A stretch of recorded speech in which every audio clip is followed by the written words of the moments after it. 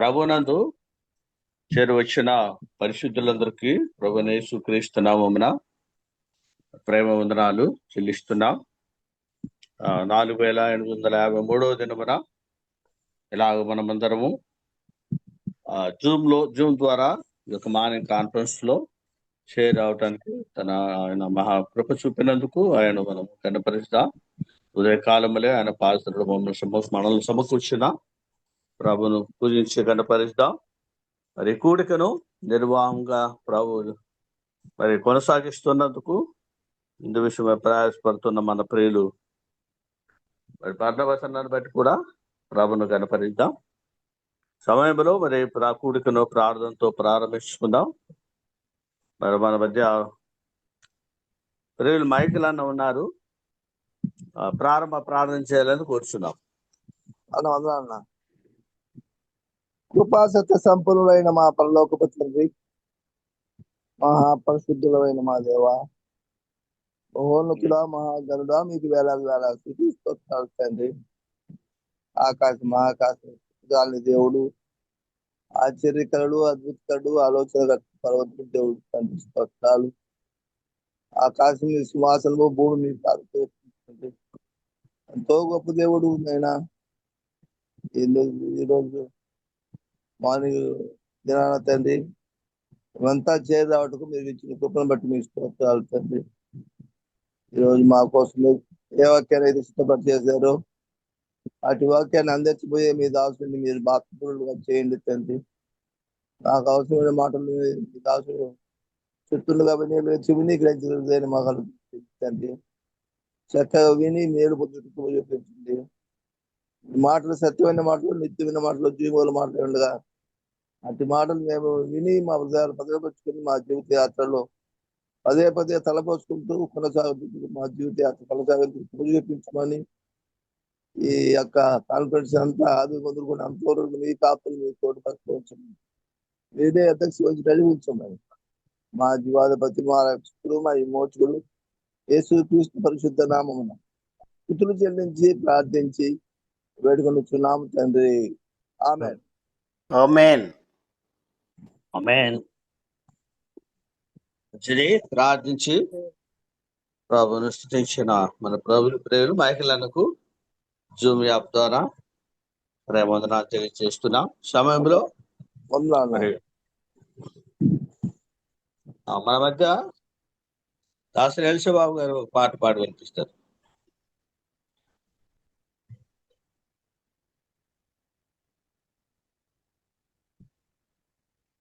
వందనాలు.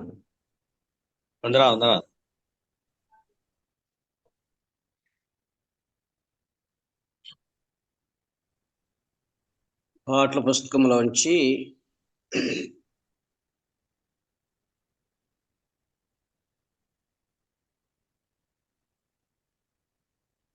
28వ పాట లేక 27వ కీర్తన.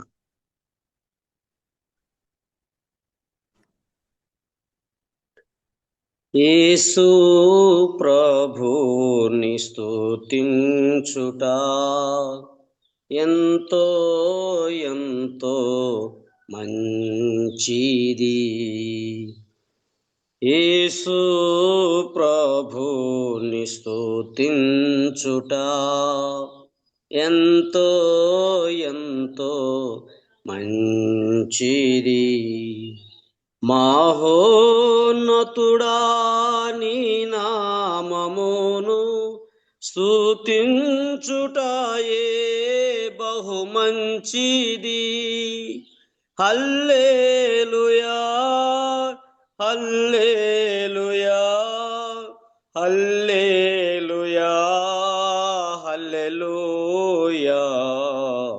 యేసు ప్రభు స్తుతించుట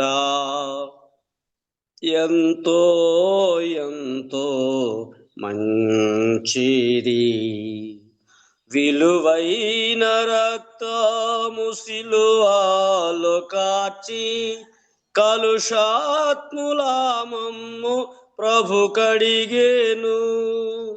విలువైన రక్తము సిలువలో కార్చి కలుషాత్ముల మమ్ము ప్రభు కడిగేను. హల్లెలూయా హల్లెలూయా హల్లెలూయా హల్లెలూయా.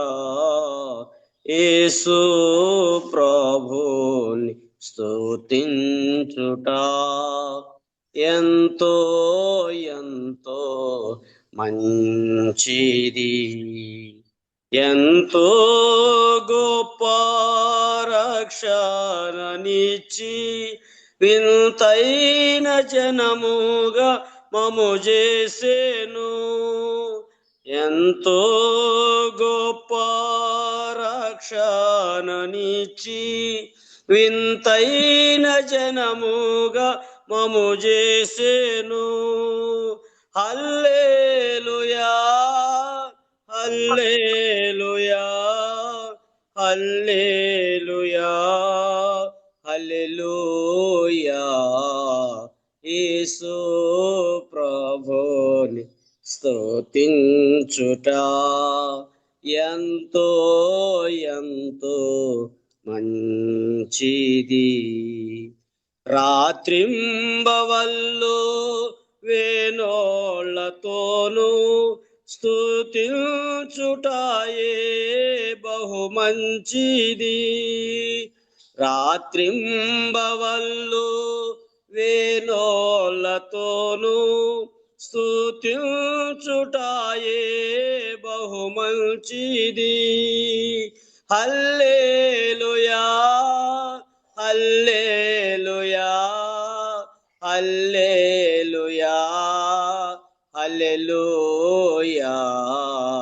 యేసు ప్రభుని స్తుతించుట ఎంతో ఎంతో మంచిది.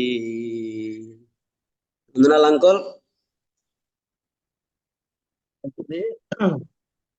చక్కటి పాట పాడి వినిపించిన దేవుని దాసుడు ఎలిషాబాబుకు జూమ్ తరఫున ప్రేమవందనాలు తెలుస్తున్నాం. సమయంలో మన మధ్య దేవుని దాసులు ప్రభాకర్ అన్న మార్కపురం నుంచి ఉన్నారు. వాక్యం అందించే నిమిత్తము. మరి అంతకుముందు తన దాసుని బలపరచులాగున పెద్దలు ఇజ్రాయెల్ అయిన హైదరాబాద్ నుంచి ఉన్నారు. ప్రార్థించాలని కోరుచున్నాం. మంచిది. మార్నింగ్ కాన్ఫరెన్స్ కు చేరి వచ్చిన దైవజనులకు, సేవకులకు, పెద్దలకు అందరికి ప్రభునామమున వందనాలు. ప్రార్థన చేసుకుందాం. ముఖ్యంగా మమ్మల్ని ప్రేమించిన మా ప్రియ పరలోకపు తండ్రి, మహాగణుడ, మహోన్నతుడ, మహిమగల దేవ, నీ పరిశుద్ధమైన నామానికి స్తుతులు స్తోత్రాలు. మరి ప్రారంభ ప్రార్థనలోను మరి నాయన చక్కటి గీతమును ఆలపించిన దీనదాసుడు మా ప్రియుడు మరి నాయన ఎలిషాబాబును పెట్టుకుని మీకు వందనాలు చూపిస్తున్నాం.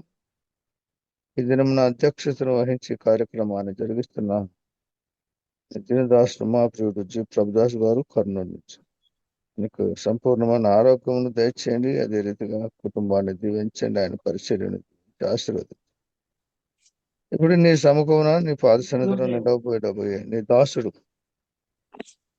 మరి మార్కాపురం నుంచి ఉండగా ఈ ప్రభాకర్ రావు గారు ఆయనకు ఆత్మపూర్ణుడుగా నింపి మాకు కావలసిన మాటలు మీరు మాట్లాడండి అయ్యా.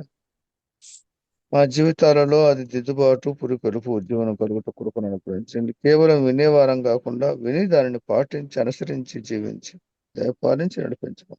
మా ప్రాణప్రియుడు, రక్షకుడు, మా విమోచకుడు, మీ ప్రియ కుమారుడైన యేసు క్రీస్తు వారి పరిశుద్ధమైన దివ్యమైన మహిమగల నామమును ప్రార్థించి బతిమాలుకుని వేడుకొనుచున్నాము మా ప్రియ పరలోకపు తండ్రి. ఆమేన్. ఆమేన్. మంచిది. ప్రార్థించిన పెద్దలు మరి ఇజ్రాయెల్ అందుకు ప్రేమవందనాలు తెలుస్తున్నాం. సమయంలో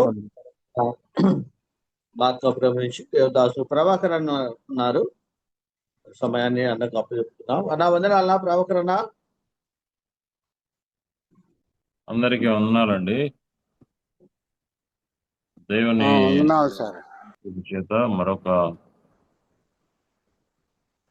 మంచి సమయంలో మనం అందరము దేవుని వాక్య సహవాసంలోనికి రావడానికి ప్రభువు తన కనికరాన్ని కృపను మనకు అందించారు. అందును బట్టి దేవునికి స్తోత్రం చెల్లిస్తూ ఉన్నాం. ఈ ఉదయకాల వేళ మన వాక్య ధ్యానం కొరకై నిర్గమకాండము 25వ అధ్యాయం.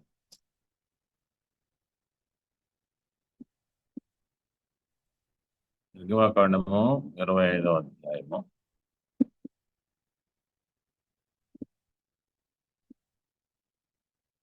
మొదటి నుండి మనం చదువుదాము.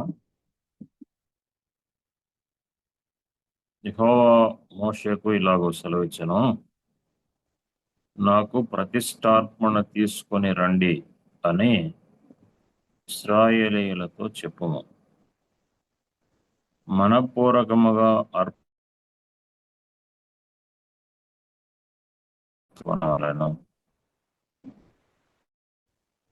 మీరు వారి యొద్ద తీసుకున్న అర్పణలు ఏగా బంగారు, వెండి, ఇత్తడి, నీల, ధూమ్ర రక్తవర్ణములు, సన్నపునార, మేక వెంట్రుకలు, ఎరుపు రంగు వేసిన పొట్టేళ్ల తోళ్లు, సముద్ర వత్సల తోళ్లు, తుమ్మకర్రలు, ప్రదీపమునకు తైలము, అభిషేక తైలమునకును, పరిమళ ద్రవ్యముల ధూపమునకును, సుగంధ సంభారములు, ఏపోదుకును, పతకమునకును చెక్కు రత్నములు అన్నవే. నేను వారిలో నివసించినట్లు వారు నాకు పరిశుద్ధ స్థలమును నిర్మింపవలెను. నేను నీకు కనపరచు విధముగా మందిరం యొక్క రూపమును, దాని ఉపకరణములన్నిటి రూపమును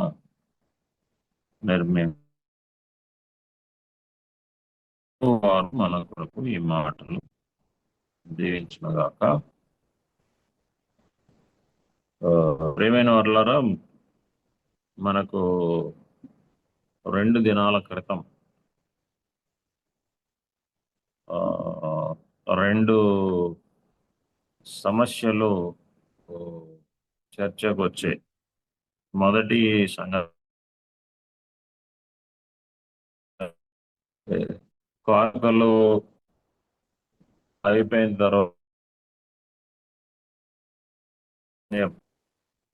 అందులోనే భాగంగా కట్ అవుతుంది వాయిస్ కట్ అవుతుందా? బ్రేక్ వస్తుంది అక్కడ. నెట్ బాగానే ఉంది. ఓకే, కొంచెం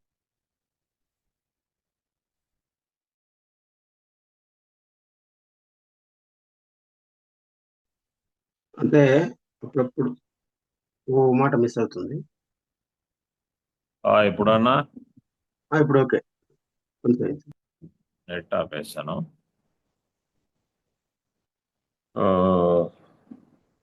మనకు కానుకల తర్వాత మనము స్తోత్రం చెప్పాలా, ప్రార్థన చేయాలా అనే సమస్య ఉత్పన్నమైనప్పుడు అందులో భాగంగానే కానుకలు అనేవి ఆరాధనలో భాగమా కాదా అనే మరొక ప్రశ్న కూడా తలెత్తింది. దాంతోపాటు మనము తండ్రికి దేవుని యేసుక్రీస్తును కూడా స్తోత్రించి ఆరాధించవచ్చా? ఈ 2 మన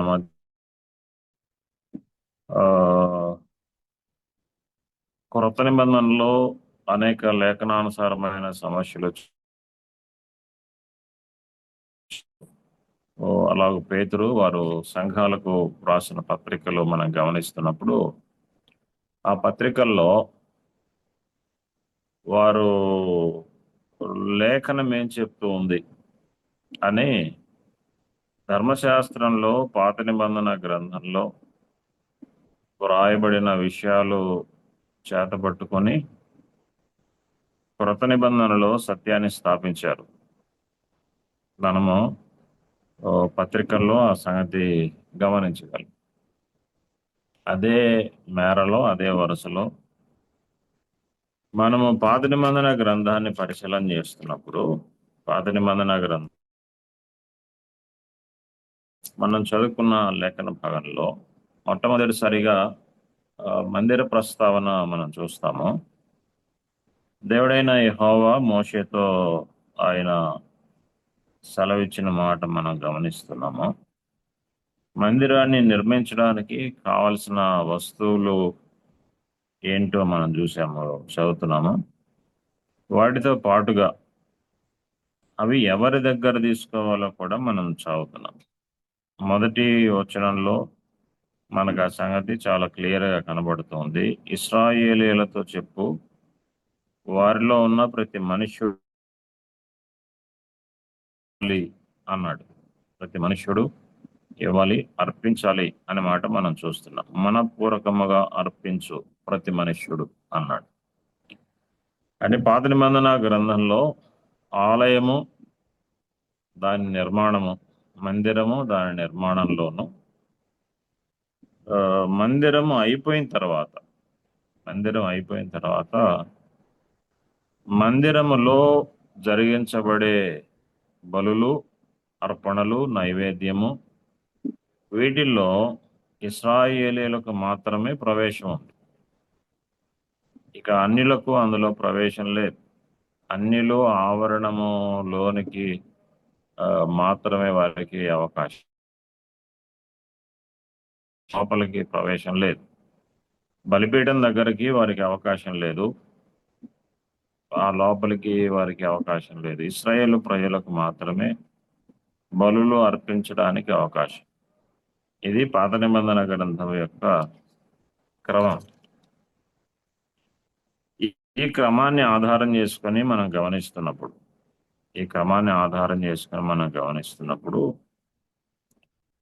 అర్పణ ఆరాధన అనేది ఏర్పరచబడిన వారికే, పిలువబడిన వారికే గాని అందరికీ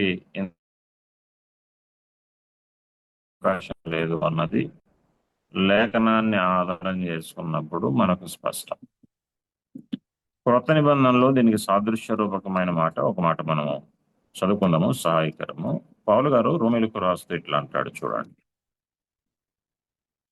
పౌలు గారు రోమీయులకు రాసిన పత్రిక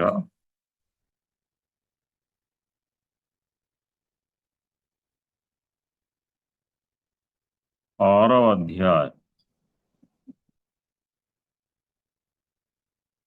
అధ్యాయము 18వ వచనం.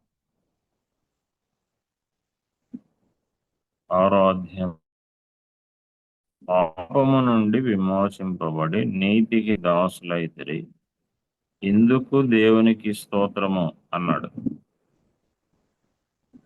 దేవునికి స్తోత్రము చెల్లించవలసిన వారు, చెల్లింపదగిన వారు ఎవరు అనంటే పాపము నుండి విమోచింపబడి నీతికి దాసులైన వారు అని మనం చూస్తున్నాం. పాపము నుండి విమోచింపబడి నీతికి దాసులైన వారు. విమోచనలో భాగము లేని వారికి స్తోత్రించడంలో కూడా భాగము లేదు అన్నది మనకు వాక్యంలో నుండి పడుతున్న సంగతి. ఇక్కడ కూడా మనం పాత నిబంధనలో కూడా మనం గమనించే సంగతి ఏంటంటే, ఐగుప్తు దేశంలో నుండి విడిపించబడిన ఇశ్రాయేలు ప్రజల దగ్గర నుంచి ఆయన అర్పణలు స్వీకరించడం మనం చూస్తున్నాం మందిర నిర్మాణం కొరకు. ఆ తర్వాత వారి అర్పణల్లో మందిరము దేవాలయంలో ధర్మశాస్త్రానుసారంగా జరిగే నైవేద్య బలుల్లో ఇశ్రాయేలు ప్రజలకు మాత్రమే అవకాశం ఉన్నది. వారిని మనము విమోచించబడిన ప్రజలుగా మనం లెక్కిస్తున్నాం. వారు ఐగుప్తు బానిసత్వం నుంచి విమోచించబడ్డారు. క్రొత్త నిబంధన గ్రంథంలో అయితే పాపము నుండి విమోచింపబడ్డారు, ఎందుకు దేవునికి స్తోత్రం అన్నారు. కాబట్టి దేవునికి స్తోత్రింపదగిన అవకాశం ఎవరికి ఉన్నది అనంటే విమోచించబడిన ప్రజలకున్నది. విమోచించబడిన ప్రజలకున్నది. విమోచించబడిన వారే ఆయనను స్తుతించగలరు. విమోచించబడిన వారే ఆయనను సరిగ్గా ఆరాధించగలరు. విమోచన అనుభవం లేకపోతే ఆయనను ఆరాధించడము, స్తుతించడము అనేది సంపూర్ణం కాదు. ఎందుకు? కారణం ఏంటి అనంటే విమోచన కార్యము లేకుండా ఆరాధన కార్యము సంపూర్తి కాదు అని మనము ఈ లేఖనాన్ని ఆధారం చేసుకున్నప్పుడు మనం గమనించాలి. అలాగైతే పాత క్రొత్త నిబంధన గ్రంథాలు మనకు చెప్తున్న సంగతి ఏంటి అనంటే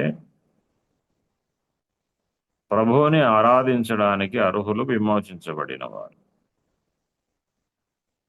వారే ఆయన సన్నిధిలోనికి అర్పణలు తెచ్చారు. అందుకనే ఇశ్రాయేలు ప్రజలకు ఆయన అర్పణలు తీయమని ఆజ్ఞాపించాడు. లేవియకాండము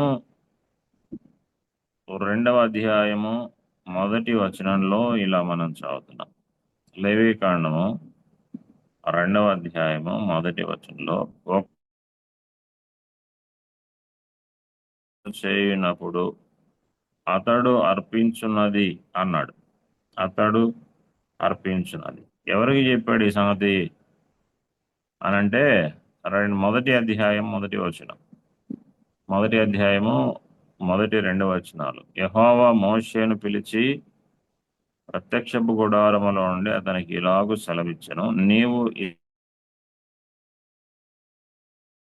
అన్నాడు. అర్పించే అర్పణలు తీసుకురమ్మని ఎవరితో చెప్తున్నాడు అనంటే ఇశ్రాయేలు ప్రజలతో చెప్తున్నాడు. ఇశ్రాయేలు ప్రజలతో చెప్తున్నాడు. కనుక ఇశ్రాయేలు ప్రజలే అర్పించడానికి అర్హులు.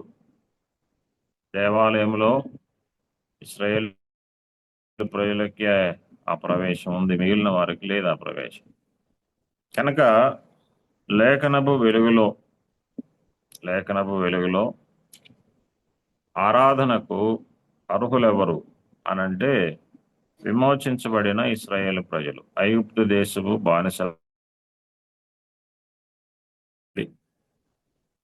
గొర్రెపిల్ల రక్తము చేత విమోచించబడిన ప్రజలు ఆయనకు అర్పణలు అర్పించడానికి యోగ్యులు. క్రొత్త నిబంధన గ్రంథం మనకు సాక్ష్యం ఇచ్చింది. పాపము నుండి విమోచించబడిన వారు ఆయనకు ఆయన ఆరాధించడానికి అర్హులుగా మనకు కనబడుతున్నారు. మిగిలిన వారి ఆరాధనను ఆయన స్వీకరించడు. మిగిలిన వారు ఆరాధించడానికి అవకాశం లేదు. ఈ సంగతి రెండవ సంగతిలోనికి వస్తే మన ప్రశ్న ఏంటంటే, రెండవ ప్రశ్న, ఆరాధనలో కానుకలు అర్పణలు భాగమేనా? క్రొత్త నిబంధనలో అర్పణలు అనంటే అందులో కూడా మనకు 1-2 మాటలు మనం చదువుదాము. ముందుగా ఫిలిప్పీ పత్రిక 4వ అధ్యాయం.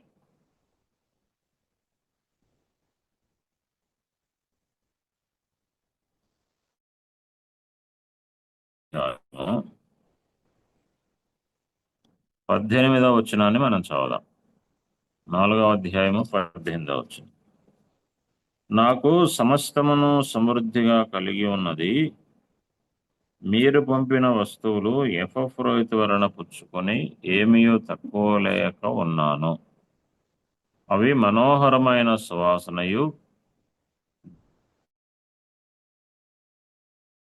ఇష్టమునైన యాగమునై ఉన్నవి అన్నాడు. పౌలు గారు చెరసాల్లో ఉన్నప్పుడు ఫిలిప్పీ స్థానిక సంఘస్థులు ఆయనను చాలా కాలం తర్వాత జ్ఞాపకం చేసుకున్నారు. పౌలు గారికి అవసరమైన వస్తువులు ఎపఫ్రోదితు చేత పంపించారు. వాటిని స్వీకరించిన పత్రిక రాస్తూ, మీరు పంపించిన వస్తువులు నేను యెహోవా ద్వారా పుచ్చుకున్నాను. ఇప్పుడు నేను సమృద్ధిలోనికి వచ్చాను.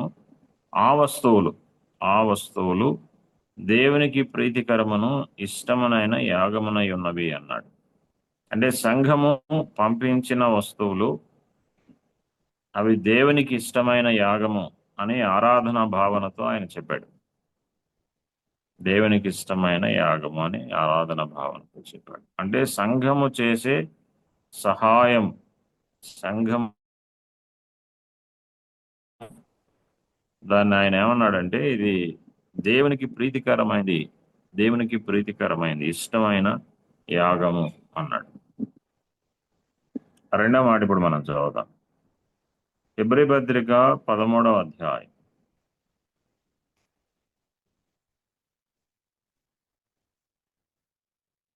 హెబ్రీ పత్రిక 13వ అధ్యాయం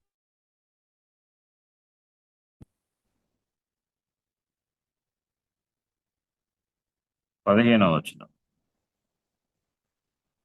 ఆయన ద్వారా మనము దేవునికి ఎల్లప్పుడూ స్తుతియాగము చేయుదము, అనగా ఆయన నామమును ఒప్పుకొనుచు జీవ ఫలము అర్పించుదము అన్నాడు.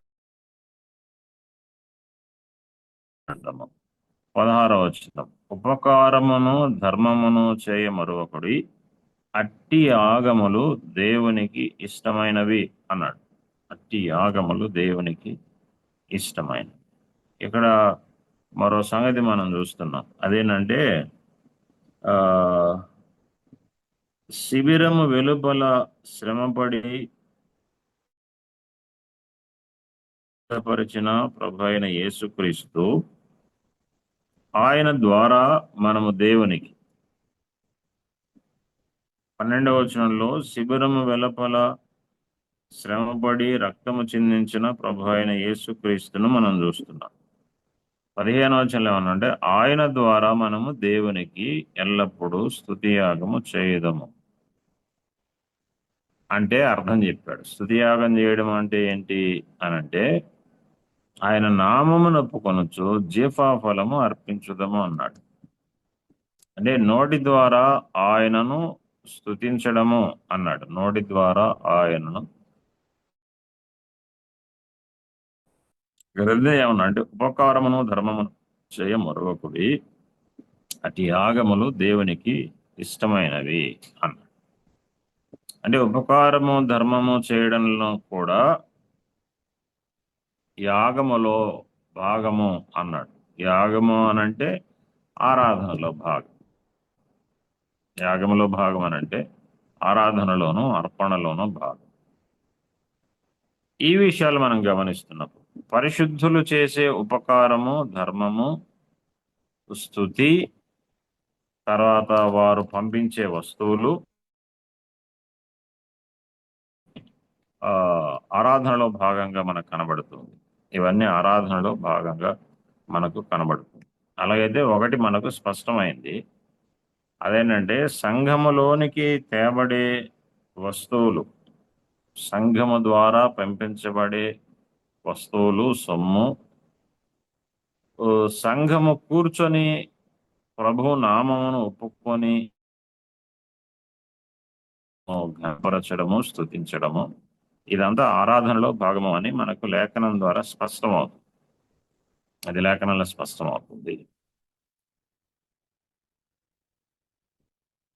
కాబట్టి అర్పణ, ఆరాధన ఎవరు చేయాలి అని అంటే విమోచించబడిన వారు చేయాలి. ఇక వేరే ఆలోచన అవకాశం లేదు. పాలనా గ్రంథంలో ఇశ్రాయేలు ప్రజలకు మాత్రమే దేవాలయంలో ప్రవేశము, దేవుని సన్నిధిలో ఆరాధించడానికి వారికి మాత్రమే అవకాశం ఉంది. మిగిలిన అన్యజనులకు అందులో ప్రవేశము, అవకాశము లేదు. ఇంకా మనము ఒక అడుగు ముందుకేసి దేవాలయంలోనికి ప్రవేశము లేవీయులకు, యాజకులకు, పరిశుద్ధ స్థలంలోనికి ప్రధాన యాజకునికి మాత్రమే అవకాశం. ఇప్పుడు క్రొత్త నిబంధన వెలుగులో మనం సంగతి పరిశీలన చేస్తున్నప్పుడు యేసుక్రీస్తునందు విశ్వాసము ద్వారా మనందరము యాజకులం అయ్యాము అన్నాడు పేతురు గారు. యేసుక్రీస్తునందలి విశ్వాసం ద్వారా మనందరము యాజకులయ్యాము అని పేతురు గారు లో నుండి పిలువబడిన వారు, క్రీస్తు వెలుగులోనికి వచ్చిన వారందరూ యాజకులు అన్నాడు. కాబట్టి పాత నిబంధన వెలుగులోను క్రొత్త నిబంధన వెలుగులోను ఆయనకు పరిశుద్ధ జనము, ఆయన ప్రజలు ఎవరు అనంటే ఆయన ద్వారా విమోచించబడిన వారు. వారే ఆయనను ఆరాధించాలి. వారు చెల్లించేదే అర్పణ. వారు చెల్లించేదే అర్పణ. అది జీఫాఫలమైన, అది ఉపకార ద్రవ్యమైన, ధర్మమైన, దేవుని పక్షంగా తీయబడే వస్తువులైన ఇవన్నీ అందులో భాగంగా మనకు కనబడుతున్నాయి. ఇప్పుడు ప్రాక్టికల్గా మనం వస్తున్నప్పుడు ఇశ్రాయేలు ప్రజలకు జన్మతః వారికి వచ్చింది. ఇశ్రాయేలు ప్రజలకు జన్మతః వారికి ఆ భాగ్యం దొరికింది. అతడు ఇశ్రాయేలీయుడైతే చాలు, ఇశ్రాయేలు కుటుంబంలో పుట్టినవాడైతే చాలు, అతడు దేవాలయానికి అర్హుడు. దానికి అతడు అర్హుడు. కారణం ఏంటి అనంటే అతడు జన్మతః ఇశ్రాయేలీయుడు. అది పాత నిబంధన చెప్తున్న సత్యం. అయితే క్రొత్త నిబంధన ఏం చెప్తుంది అనంటే రోమపత్రిక 2వ అధ్యాయంలో ఏమన్నాడంటే, క్రొత్త నిబంధన ఏం చెప్తుంది అనంటే బాహ్యమునకు యూదుడైన వాడు యూదుడు గాడు, అంతరంగమందు యూదుడైన వాడే యూదుడు అని పౌలు గారు స్పష్టం చేశాడు. పాత నిబంధనలో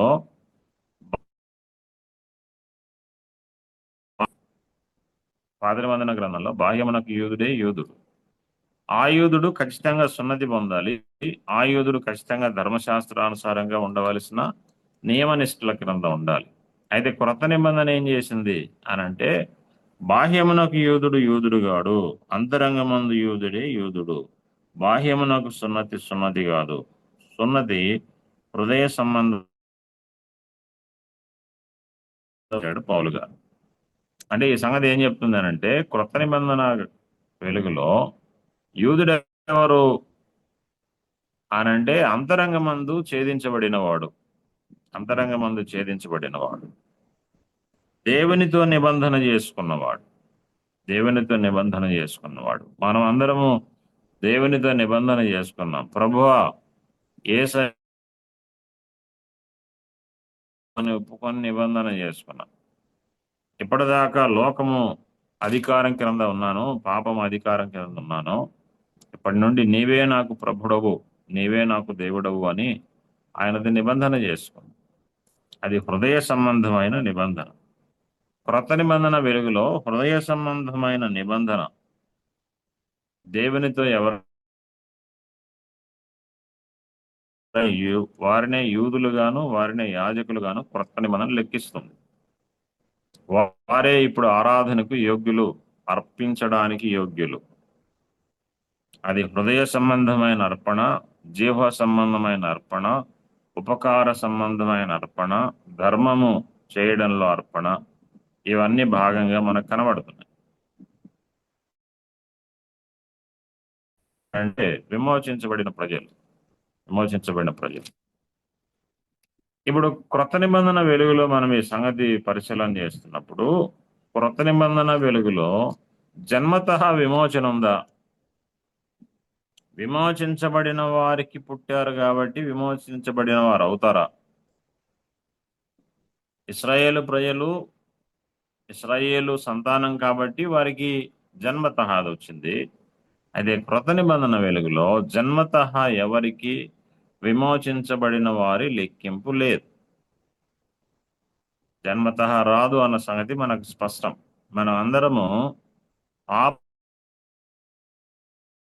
పాపములో జన్మించిన వారు, క్రీస్తును సువార్త ద్వారా విని అంగీకరించి రక్షించబడితేనే మనం విమోచించబడిన వారు.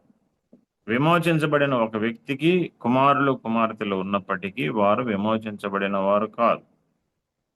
కారణం ఏంటి అనంటే వారు క్రీస్తును అంగీకరించినంత కాలము వారు అన్యుల కిందనే మనం లెక్కిస్తాం. వారు అన్యుల కింద లెక్కిస్తాం. వారు విమోచించబడిన వారు ప్రజలు కాదు. విమోచించబడిన ప్రజలు మాత్రమే ఇప్పుడు ఆయనకు ఆరాధించడానికి అర్హులు. దేవానికి స్తోత్రము అని చెప్పే అర్హత ఎవరికి ఉంది అనంటే విమోచించబడిన అని కూడా మనం ఆధారం చేసుకుని మాట్లాడదాము. ప్రకటన గ్రంథము 5వ అధ్యాయం. ప్రకటన గ్రంథము 5వ అధ్యాయము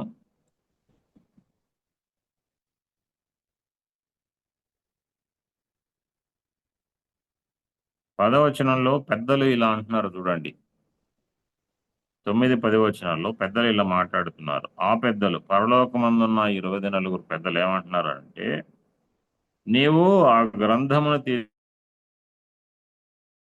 ముద్రలు విప్పుటకు యోగ్యుడవు. ఎందుకు యోగ్యుడు అనంటే, నీవు వధింపబడిన వాడవై నీ రక్తమిచ్చి ప్రతి వంశములోను ఆయా భాషలు మాట్లాడు వారిలోను ప్రతి ప్రజలోను ప్రతి జనములోను దేవుని కొరకు మనుషులను కొన్నావు అన్నాడు.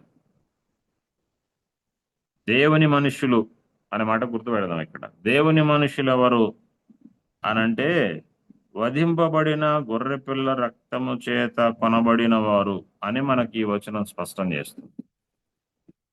వధింపబడిన గొర్రెపిల్ల మోచించబడిన వారు దేవుని మనుషులు. దీన్నే పేతృపత్రికలో కూడా అన్నాడు కదా, చీకటిలో నుండి పిలువబడిన వారిని ఏమన్నాడు, మీరు దేవుని సొత్తైన ప్రజలు అన్నాడు. దేవుని సొత్తైన ప్రజలు.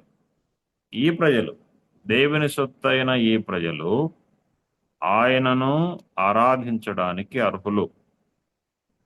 ఆయన ఆరాధించడానికి అర్హులు. వారి ద్వారా అందుకున్నదే అర్పణ.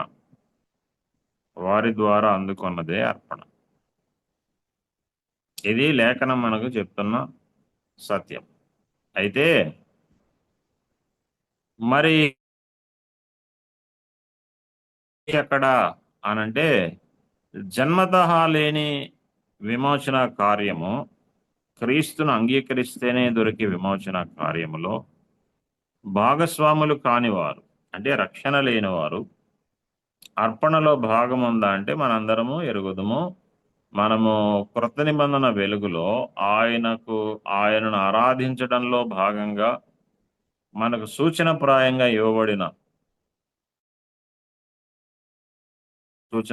రొట్టెగల పాత్ర ఉంది.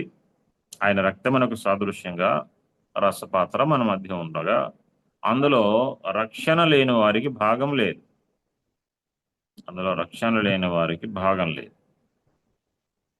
ఇక మనకు సమస్య ఎక్కడ వచ్చింది అనంటే, కానుకలు అర్పించేటప్పుడు, అర్పణలు జీవాఫలములు అయిపోయిన తర్వాత కానుకలు అర్పించేటప్పుడు మనకు సమస్య వచ్చింది. ఈ కానుకలు ఆరాధనలో భాగమా కాదా అనంటే, లేఖనాల వెలుగులో సంఘము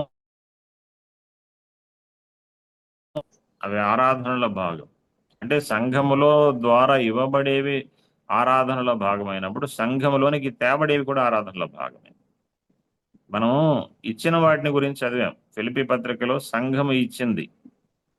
హెబ్రీ పత్రికలో పౌలు గారు రాస్తున్నాడు, దేవుని పిల్లలు అర్పించిన ఉపకారము ధర్మం అన్నాడు. దేవుని పిల్లలు అర్పించిన ఉపకారము ధర్మం. ఇవి దేవుని పిల్లలు ఇచ్చిన ఈ అర్పణలు ఇప్పుడు లోపలికి తెచ్చేటప్పుడు, బయటికి పంపించేటప్పుడు సంఘం ఇస్తూ ఉండగా లోపలికి ఎవరు తెస్తున్నారు అంటే మరలా వారు దేవుని పిల్లలే. దేవుని పిల్లల ద్వారా ఇవ్వబడాలి, దేవుని పిల్లల ద్వారా పంపబడాలి. అవి దేవునికి ప్రీతికరమైన యాగం.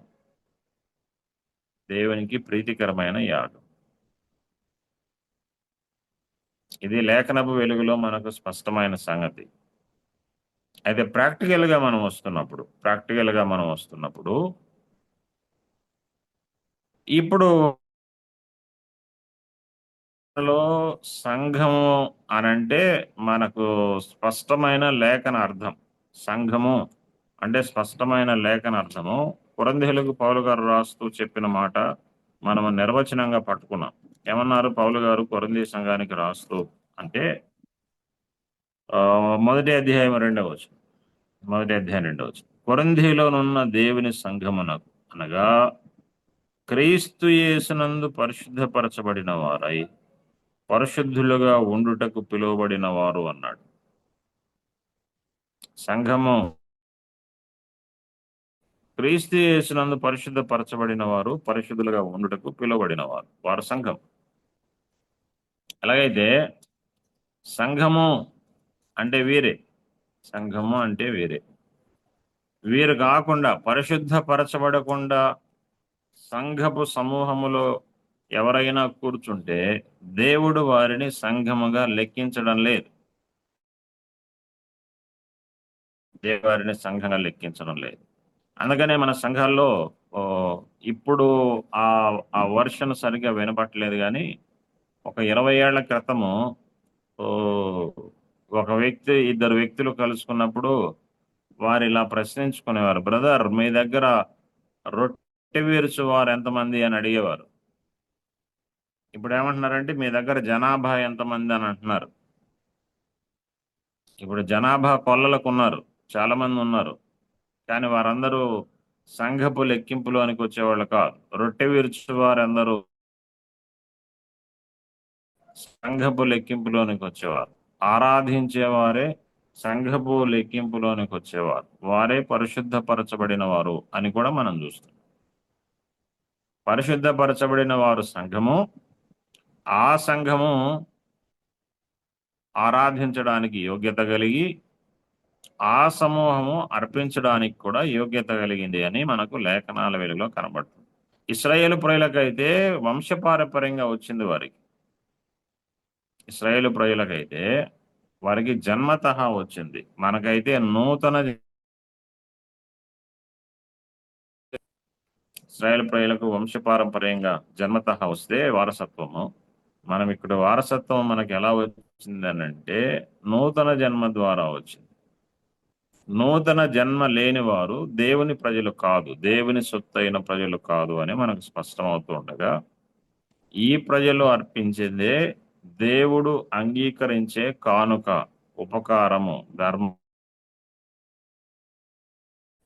ఇవన్నీ ఈ ప్రజలు అర్పించినవే. మిగిలిన వారిని దేవుడు అంగీకరించడం లేదు. మిగిలిన వాటిని దేవుడు అంగీకరించడం లేదు. అయితే ఇప్పుడు మనకు సామాన్య ప్రజల నుంచి మనకు వచ్చిన సందేహం ఏంటి అని అంటే, మరి అందరూ కలిసి ఉంటున్నారు కదా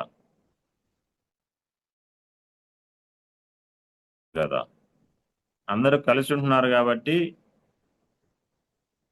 మన ప్రారంభ దినాల్లో మన పెద్దలు అప్పుడు సంఘాలు ఈ మిళితమైన విధానంలో లేవు. సంఘము అంటే ఆరాధించేవారే కూడుకునేవారు.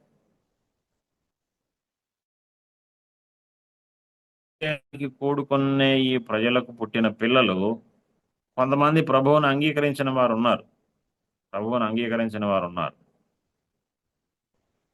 రాను రాను వారు కూడా ఇందులో కలిసిపోయారు. సువార్త విస్తరిస్తూ ఉండగా అది దేశాల వరకు వెళుతూ ఉండగా, మారుమూల ప్రాంతాల వరకు వెళుతూ ఉండగా, రక్షించబడిన వారు, రక్షణ లేని వారు అందరూ కలిసి రావడం అనేది ప్రారంభమైంది.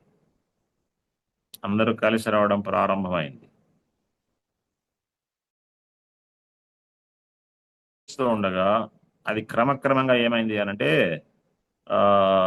జన్మతో క్రైస్తవ్యం అనే పేరు పెట్టుకోవడం ప్రారంభమైంది.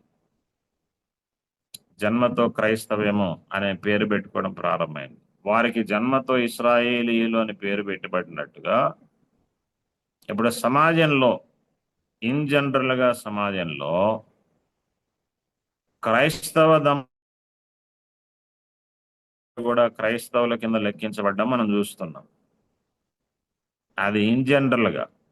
కానీ లేఖనానుసారంగా క్రైస్తవ దంపతులకు పుట్టినప్పటికీ లేఖనపు వెలుగులో వారు క్రైస్తవులు కారు, పరిశుద్ధులు కారు. కానీ వీరు కూడా కలిసి ఉన్నారు. ఇప్పుడు వీరు కూడా కలిసి ఉన్నారు. ప్రభువు దృష్టిలో అనంటే మనకు లేఖనాల ద్వారా ఎరుగుదము, ప్రభువుని అంగీకరించిన వారు యేసుక్రీస్తు రక్తము చేత విమోచించబడిన వారు, వారే ఆరాధనకు అర్హులు, వారే అర్పణలు అర్పించడానికి అర్హులు. మిగిలిన వారు అర్పణలు అర్పించడానికి అర్హులు కారు. అయితే ఇప్పుడు మనకు కలిసి వచ్చారు కదా, వారు కూడా వారిని తిరస్కరించడం ఎలాగూ అనంటే ఒరిజినల్ గా మనం మాట్లాడుకుంటే పళ్ళలో పాలు లేని వారి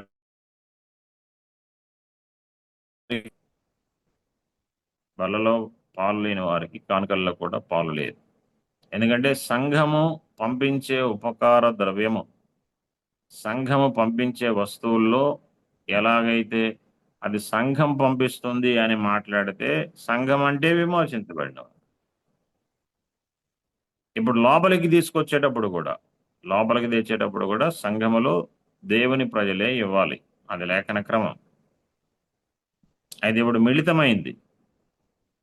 ఎందుకు మిళితమైంది అనంటే రక్షించబడి వాళ్ళలో రక్షణ లేని పిల్లలు కూడా కలిసి రావడం, స్నేహితులు కలిసి రావడం, ఇరుగు పొరుగు వారు కలిసి రావడం, ఇదంతా కాలక్రమంలో మిళితమైంది.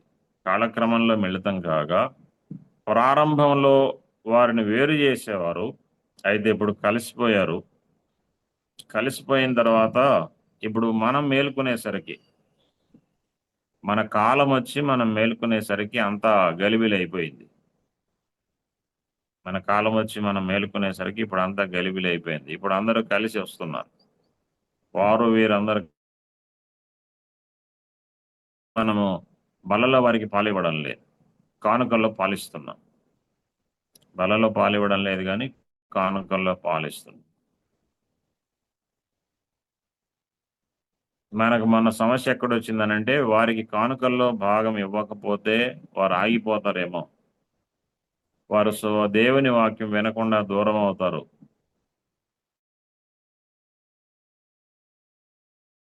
అని ఒక ఆర్గ్యుమెంట్ వచ్చింది.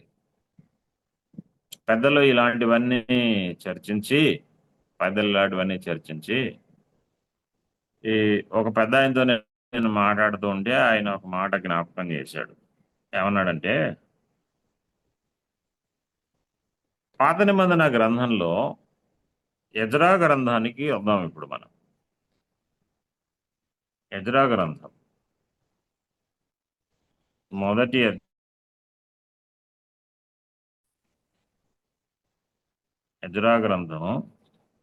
మొదటి అధ్యాయము మొదటి నుంచి ఇలా మనం చదుదాం. పారసీకపు దేశపు రాజైన కోరెషు ఏలుబడిలో మొదటి సంవత్సరమందు ఇర్మియా ద్వారా పలకబడిన తన వాక్యమును నెరవేర్చుటకై యెహోవా పారసీకపు దేశపు రాజైన కోరెషు మనస్సును ప్రేరేపింపగా అతడు తన రాజ్యమందంతటా చాటి మూలముగా ఇట్లు ప్రకటన చేయించాను. పారసీకపు దేశపు రాజైన కోరెషు ఆజ్ఞాపించినదేమనగా, ఆకాశమందలి దేవుడైన యెహోవా లోకమందున్న సకల జనులను నా వశము చేసి యూదా దేశమందున్న యెరూషలేములో తనకు మందిరము కట్టుమని నాకు ఆజ్ఞ ఇచ్చి ఉన్నాడు అన్నాడు. ఇది మనం ఆశ్చర్యపోయే సంగతి.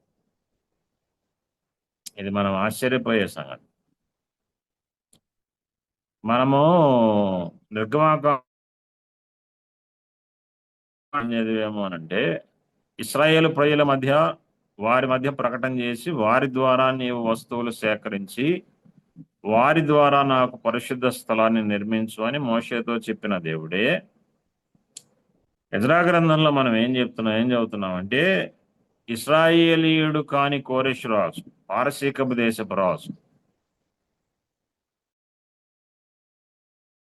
ఆజ్ఞాపించాడు. పారసీకపు దేశపు రాజుకు ఆజ్ఞాపించారు. ఎవరు అనంటే ఆయన అంటున్నాడు, ఆకాశమందలి దేవుడైన యెహోవా అన్నాడు.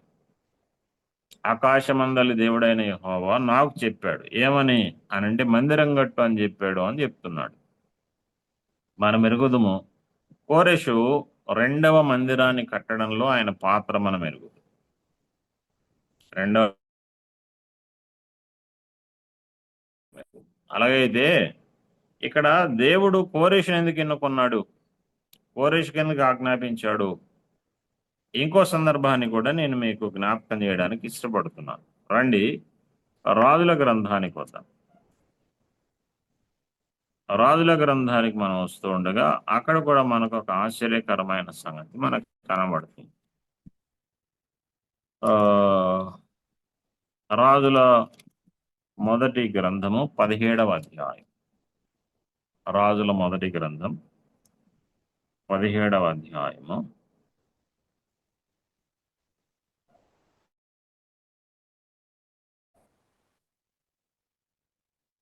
5వ వచనం 6వ వచనాన్ని మనం చదువుదాం. 5వ వచనము 6వ వచనం. అతడు పోయి ఆ, యెహోవా సెలవు చొప్పున యోర్దానునకు ఎదురుగానున్న కెరీతు వాగు దగ్గర నివాసం చేసెను. ఉమ్, అక్కడ కాకోలమును ఉదయమందు రొట్టెను మాంసమును అస్తమయమందు రొట్టెను మాంసమును అతని ఎదురు తీసుకుని వచ్చుచుండెను. అతడు వాగు నీరు త్రాగుచూ వచ్చింది. రైట్, మంచి. మనం 8వ వచనం నుంచి చదువుతున్నప్పుడు సీదోను సంబంధమైన సారేపతు అను ఊరికి వెళ్ళి అక్కడ ఒక విధవరాలిని ఏర్పాటు చేశాను, ఆ విధవరాలి ద్వారా నీవు పోషించబడతావని దేవుడైన యెహోవా ఏలియాకు చెప్పడాన్ని మనం చూస్తున్నాం. ఈ రెండు సందర్భాలు మనం చూస్తున్నప్పుడు కాకులు శాపగ్రస్తమైన పక్షులు కదా. కాకులు శాపగ్రస్తమైన పక్షులు కదా. శాపగ్రస్తమైన పక్షుల ద్వారా ఏలియాకు దేవుడు ఆహారం ఎందుకు పంపించాడు?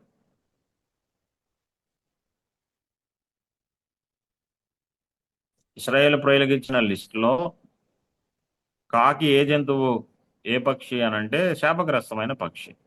ఎందుకు పంపించాడు? గాడిద శాపగ్రస్తమైన జంతువు.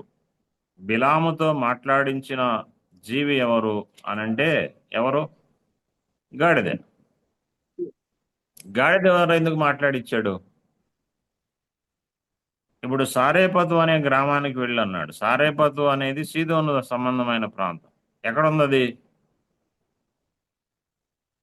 అంటే అది యెజబెల్ ఊరి దగ్గర ఉందన్నమాట.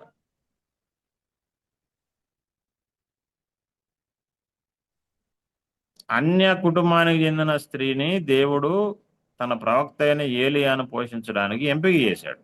ఎందుకు చేశాడు?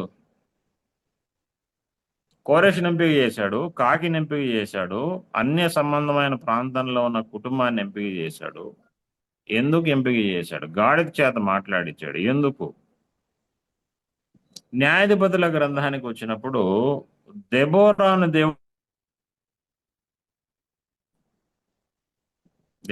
దేవుడు ప్రవక్తిగా ఎన్నుకున్నాడు. ఎందుకు ఎన్నుకున్నాడు అంటే ఇవన్నీ మనకి ఏం సూచిస్తున్నాయి అనంటే అన్యమైన వాటిని, శాపగ్రస్తమైన వాటిని కూడా దేవుడు వాడాడు. ఎందుకు వాడాడు? కారణం ఏంటి అనంటే అది ఇశ్రాయేలు ప్రజల యొక్క శాపగ్రస్తమైన స్థితికి గుర్తు. ఇశ్రాయేలు ప్రజలకు ఉన్న అర్హత ఉన్నదానికి గుర్తు అనమాట.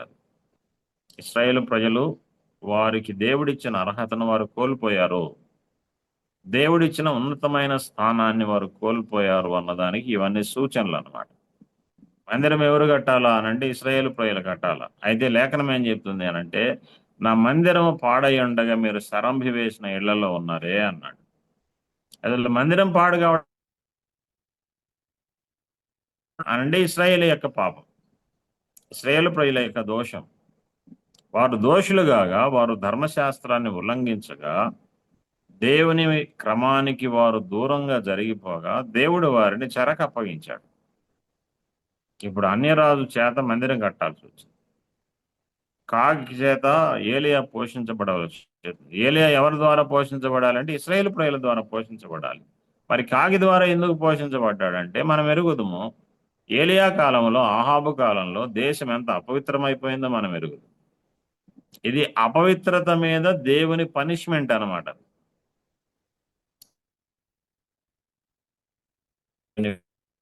నేటి దినాల్లో కూడా సంఘము దేవుని ప్రమాణాల నుంచి తప్పింది అన్నదానికి సూచన అది. నేటి దినాల్లో కూడా సంఘము దేవుని ప్రమాణాల్లో తప్పింది అన్నదానికి సూచన. ప్రారంభ దినాల్లో అపోస్తల పాదముల దగ్గరకు సొమ్ము తెచ్చారు. ఎవరు? అపోస్తల కార్య గ్రంథంలోకి వద్దాం మనం. అపోస్తల కార్యముల గ్రంథము 2వ అధ్యాయం.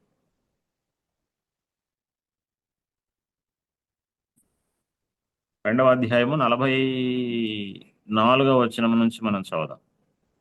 2:44. విశ్వసించిన వారందరూ అన్నాడు. విశ్వసించిన వారందరూ ఏకముగా కూడి తమకు కలిగినదంతయు సమిష్టిగా ఉంచుకొనిరి. ఈ సమిష్టిగా ఉంచుకున్న దాంట్లో విశ్వసించని వారు లేరు.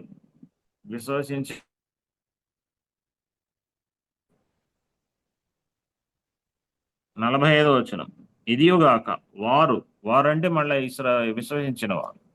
విశ్వసించిన వారు తమ చరస్థిర ఆస్తులను అమ్మి అందరికిని వారి వారి అక్కర కొలది పంచిపెట్టిరి. ఎవరు అంటే విశ్వసించిన వారు. రండి 4వ అధ్యాయానికి రండి. 4వ అధ్యాయం 32వ వచనం. అక్కడ కూడా మనం ఇదే చదువుతాం. 4:32లో విశ్వసించిన వారందరూ ఏక హృదయమును ఏకాత్మయు గలవారై ఉండి వాటిలో ఏది తనదని అనుకోలేదు, వారికి కలిగినదంతయు వారికి సమిష్టిగా ఉండేను. 34వ వచనం. భూములైనను ఇండ్లైనను కలిగిన వారందరూ అంటే ఎవరు వీరు అంటే 32వ వచనం. విశ్వసించిన వారు వాటిని అమ్మిన వాటి వెల తెచ్చి అపోస్తలుల పాదముల యొద్ద పెట్టుచూ వచ్చిరి. మిగిలిన వాళ్ళు పెట్టలా, విశ్వసించని వారు పెట్టలేదు, విశ్వసించిన వారే పెట్టారు. ఇది ప్రారంభ సంఘం మనకు కనబడుతుంది. ప్రారంభంలో పెందెకోబడిన సంఘములో ఎవరు తెచ్చారు అంటే విశ్వసించిన వారు తెచ్చారు. మరి ఇప్పుడేమైందంటే ఇప్పుడు వద్దాం మరలా మనం ప్రకటన గ్రంథంలో ఇలా మనం చదువుదాం.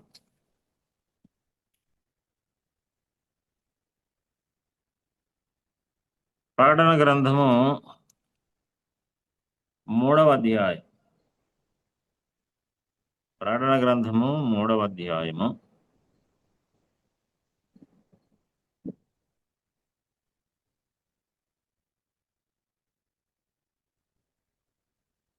18వ వచనాన్ని మనం చదువుదాం. నీవు ధనవృద్ధి చేసుకున్నట్లు అగ్నిలో పుటం వేయబడిన బంగారమును, నీ దిశమల సిగ్గు కనబడకుండానట్లు ధరించుకొనుటకు తెల్లని వస్త్రములను, నీకు దృష్టి కలుగునట్లు నీ కనులకు కాటుకను నా యొద్ద కొనమని నీకు బుద్ధి చెప్పుచూ ఉన్నాను అన్నాడు. సంఘంతో ప్రభువారు మాట్లాడుతూ ఇక్కడ కొంత ఆశ్చర్యకరమైన మాట వాడాడు. చూడండి 17వ వచనము ఆఖరిలో ఏమన్నాడు చూడండి.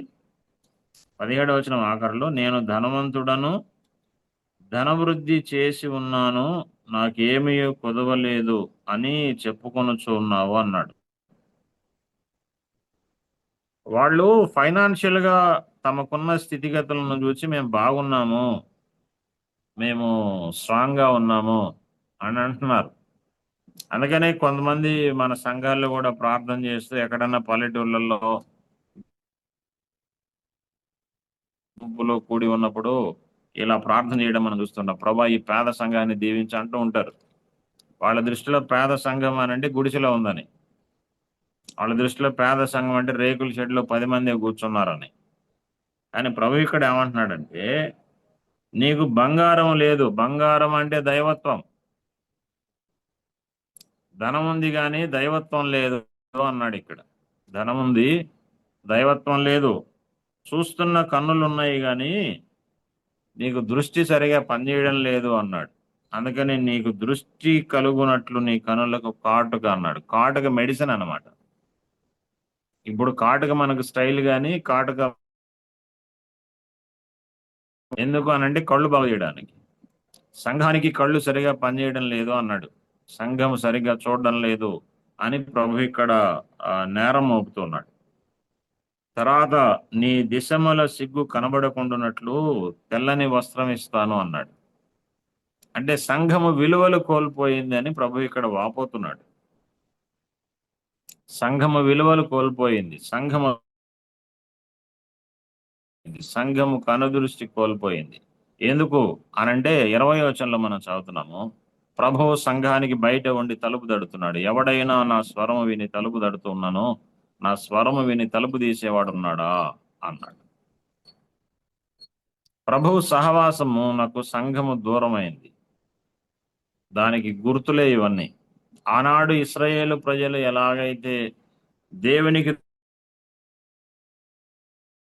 ఎన్నుకున్నాడు, కాకిని ఎన్నుకున్నాడు, అన్ని ప్రజలను ఎలాగైతే ఆయన తన పని కోసం వాడుకున్నాడో, పురుషులుండగా ప్రవక్తిగా దెబోరాను ఎన్నుకున్నాడో, ఇవన్నీ ఇశ్రాయేలు ప్రజల యొక్క దిగజారుడుతనానికి ఎలాగ సూచనో నేటి దినాల్లో కూడా మనకు అది సూచనప్రాయంగా కనబడుతుంది. సంఘము దేవుని ప్రమాణాల నుంచి తప్పిపోయింది అనడానికి సూచన.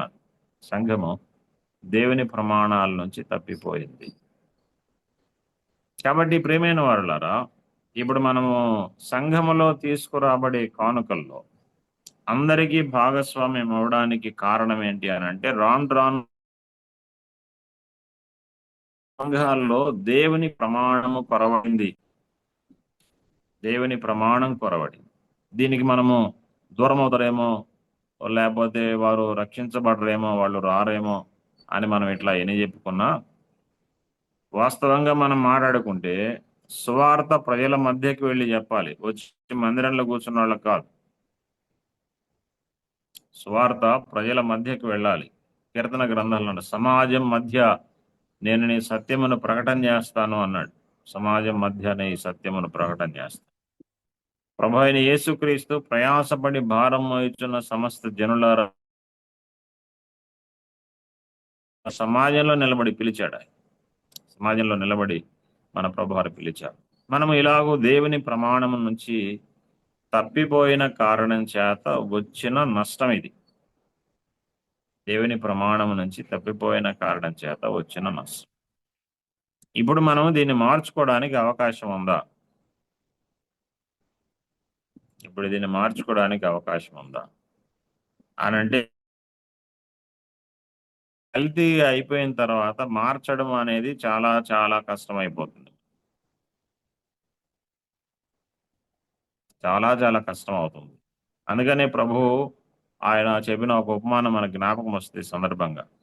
గోధుమలు ఒక యజమానుని విత్తుండగా శత్రువు వచ్చి గురుగులు కూడా విత్తారు. గుర్తించారు, గురుగులు ఉన్నాయి అని గుర్తించారు. వాళ్ళు వచ్చి అయ్యా విత్తే శత్రువు వచ్చి గురుగులు విత్తాడు, గురుగులు కోసేస్తామన్నాడు. అప్పుడు ఆయన అన్నాడు, వద్దు కోతకాలం వరకు అట్లా ఉంచండి. కోతకాలంలో ఒక రోజు వస్తుంది, ఆ రోజు ఫలితం వస్తుంది. ఆ ఫలాలు ఏం చెప్తాయంటే గురుగులు ఏవో గోధుమలు ఏవో ఆ ఫలము సూచిస్తూ ఉంది. ఇప్పుడు సంఘాల్లో కూడా మనం ఈ విషయాన్ని జ్ఞాపకం పెట్టుకోవాలి. అదేంటంటే గురుగులు గోధుమలు కలిసిపోయినట్టుగా ఉంది నేడు పరిస్థితి. మనము బాహ్య చిహ్నంగా యేసు ప్రభువుని నమ్మామని చేతులు ఎత్తిన వాళ్లను మనం నీళ్లలో ముంచి బాప్తించబడిన వారు అని అనుకుంటున్నాం మనం. కానీ వారిలో కూడా కొందరు రక్షణ లేని వారు ఉన్నారు. వారిలో కూడా కొందరు రక్షణ లేని వారు తయారవుతారు. మనకు అక్కడక్కడ తేలుతారన్నమాట. వాళ్ళు ఎప్పుడు తేలుతారు అని అంటే ఒక కాలం వస్తుంది. ఆ కాలాన వాళ్ళు కూడా బయటపడతారు. గోధుమల్లో నుండి గురుగులను వేరు చేసినట్టుగా ప్రభు వేరు చేస్తాడు. ఒక దైవజనుడు ఇట్లా అంటాడు, ఒక దైవజనుడు ఇట్లా అంటాడు, ప్రభువు సంఘాన్ని తీసుకెళ్ళిన తర్వాత ప్రభు నరకంలో చూస్తే చాలా మంది సంఘంలో ఉన్నవాళ్ళు ఉంటారంట. భూమి మీద సంఘంలో మనతో కూడా కలిసి ఆరాధన చేసిన వాళ్ళు చాలా మంది నరకంలో ఉంటారంట. కారణం ఏంటి అని అంటే వారు గురుగులాగా వచ్చిన వాళ్ళు అంటారు. మనం గోధుమలు అనుకున్నాం కానీ కాదు, మనమే వాళ్ళకి బాప్తీసాలు ఇచ్చింటాం, మన దగ్గర తీర్మానాలు చేసుంటారు అని చేసుంటారు అంటాడు ఒక ఆయన. ప్రియమైన వాళ్ళారా, ఉదయకాలంలో ఇందులో లేఖనాల సత్యంలో నుండి మనం గమనిస్తున్నప్పుడు ఇది లేఖన సత్యము, ఇది వాస్తవము కాగా ఇక మనము ఇప్పుడు ప్రక్షాళన చేయాలి అని కోరుకోవడం వేరేతనం అవుతుంది. ప్రభు వచ్చే వరకు అలా ఉండనియండి, ప్రభు వచ్చే వరకు అలా ఉండనియండి, ప్రభు వేరు చేస్తాడు. అయితే ఇప్పుడు మన వాస్తవ దృక్పథంతో లేఖనాలు వెలుగులో లేదన్నా మా సంఘంలో వాళ్ళకు మేము భాగమేయము అని తీర్మానం చేస్తే మంచిదే, సంఘ పెద్దలకు వందనాలు. అలా వేరు చేయడం మంచిదే. ఎందుకంటే ప్రభువు అంగీకరించేవి నిజమైనవి, ప్రభువు అంగీకరించకుండా ఉన్నవి అవి నిజమైనవి కావు, అవి నిజమైనవి కావు. అందుకని నేను మా స్థానిక సంఘంలో కానుకలను ఆరాధనలో భాగము అని ప్రకటన చేయం. ఎందుకు? కారణం ఏంటంటే ఇప్పుడు చాలా కాలం అయిపోయింది కల్తీ ఏర్పడి, అందుకని వాటిని అలా వదిలేసాం మనం. ఒరిజినాలిటీ పోయింది, అందుకని అలా వదిలేసాం. ఇప్పుడు మనకు అక్కడక్కడ లోకంలో కూడా మనం చూస్తూ ఉంటాము, నాటుకోడి. నేను ఒక ఇంటికి పోతే అన్న నాటుకోడి అని పెట్టారు. నాటుకోడి కాదు, అది రంగు నాటుకోడి, బాడీ అంతా బ్రాయిలర్ కోడి. నేను తింటూ ఆ సోదరుడిని అడిగాను, ఇది నాటుకోడి కాదు కదయ్యా అని అంటే, అన్న నాటుకోడి అని అన్నాడు. ఎట్టుందంటే ఎర్రగా ఉంది అన్నాడు. పారం కోడి ఇది తెల్లగా ఉంటుందన్న, నాటుకోడి ఎర్రగా ఉంది అన్నాడు. కోడి ఎర్రగానే ఉంది కానీ ఒరిజినల్గా అది కోడి కాదు, నాటుకోడి కాదు, కల్తీ కోడి. కాబట్టి ఇప్పుడు కల్తీ మనం చూస్తున్నాం. అయితే ప్రభు ఒక రోజు వస్తాడు, దాన్ని ప్రక్షాళన చేస్తాడు. అప్పటి వరకు అలా ఉండనిద్దాం. ప్రభు అన్నాడు, నీతిమంతుని అట్లా ఉంచనండి, నీతిమంతునిగా. అందుకని కానుకల విషయంలో మేము స్పష్టంగా ప్రక్షాళన చేసి ప్రభు బలలో చేయి వేయని వారికి కానుకల్లో భాగం వేయమంటే దేవునికి స్తోత్రం, అలా చేయండి. లేదన్నా ఇప్పటికీ అంత అయిపోయింది కాబట్టి ఇంక ఇప్పుడు చేయడం చాలా కష్టం, సంఘాలు గలిబిలి అవుతాయి అని అంటే అట్లాగే చేయండి. ఇది నా ప్రేమపూర్వకమైన మనవి. ఇక రెండవ సంగతికి వస్తే రెండవ సంగతి నేను సింపుల్గా అట్లా జ్ఞాపకం చేసి ఆపుతాను. మనము మొన్న సోదరుడు తండ్రిని ఆరాధించాలి కదా, ప్రభువా నీవు మా కోసం ప్రాణం పెట్టావు, మీకు వందనాలు అని అనొచ్చా అని ఒక సందేహాన్ని అన్న లేవనెత్తాడు. దానికి మనకు ప్రకటన గ్రంథంలో మనం ఇందాక చదువుకున్న సంగతి ఏంటి అని అంటే, ప్రభువుని వారు ఆరాధించినట్టుగా మనకు కనబడుతుంది కదా. రక్తమిచ్చి ప్రతి వంశములోను ప్రతి జనములోను ఆయా భాషలు మాట్లాడు వారిలోనూ నీవు ప్రజలను కొన్నావు అని ఆయన్ను కీర్తిస్తున్నట్టుగా మనకు కనబడదు. చూడండి 12వ వచనం, 5:12 ఏం చదువుతున్నాం అంటే, వధింపబడిన గొర్రెపిల్ల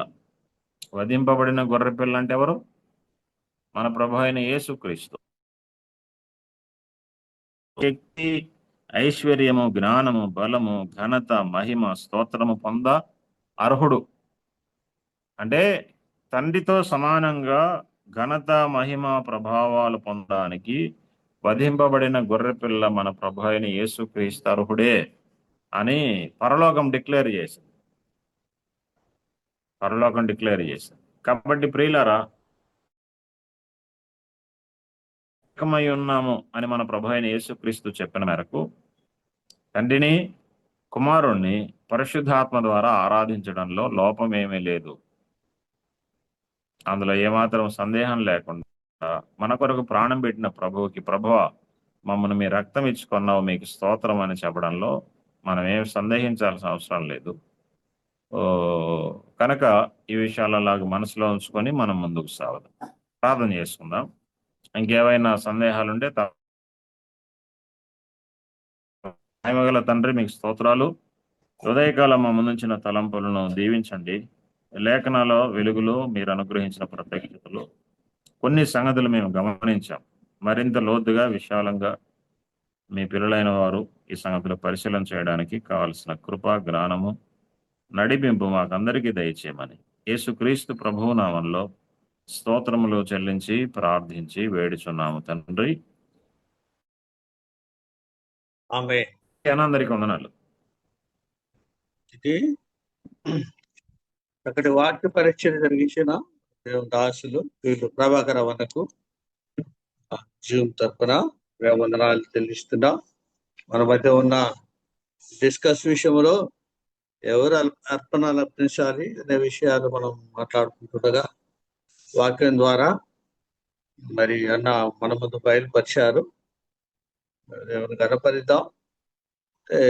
అర్పణ అర్పించడం, అర్పణ అర్పించుకోవటం విషయంలో మరి వాక్యానుసారం అయితే అర్పించకూడదని మరి ఇప్పటికైతే ఇది కొనసాగనీయమని అంటున్నాడు కదా. ప్రభు కూడా యోహాను చేత బాప్టిజం తీసుకునేటప్పుడు ఇప్పటికీ పని కొనసాగించినట్టుగా మరి ఆ పని ప్రభుకు అప్పచెప్తాం.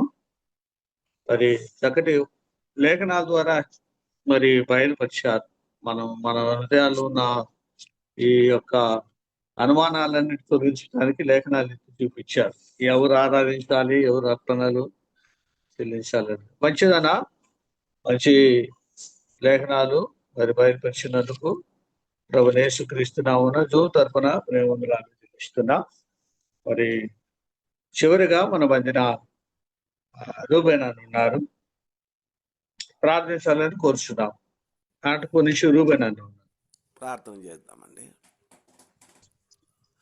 అత్యంత పరిశుద్ధుడైన మా పరలోకపు తండ్రి, ఉదయకాల సమయంలో మీ దాసుడు ప్రభాకరరావు గారిని బలపరిచి ఈ జూమ్ వేది విశదీకరించుకోవడానికి పరిశీలించుకొని ఆ విధంగా తండ్రి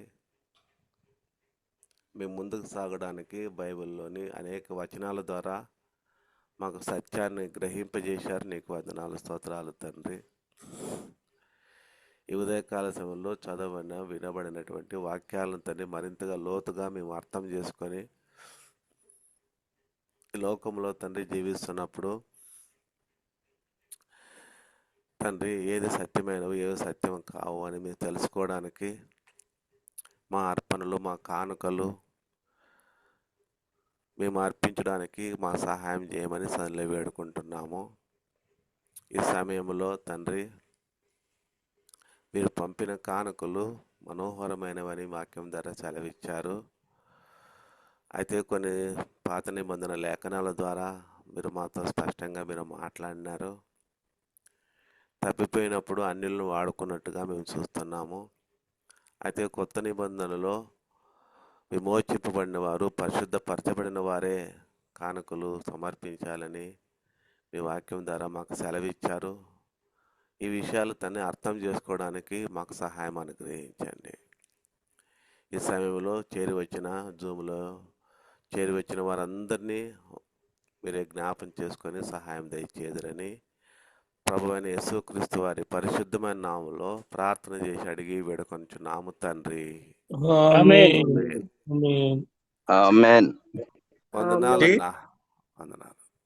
వందనాలు. ప్రార్థించిన ప్రియుడు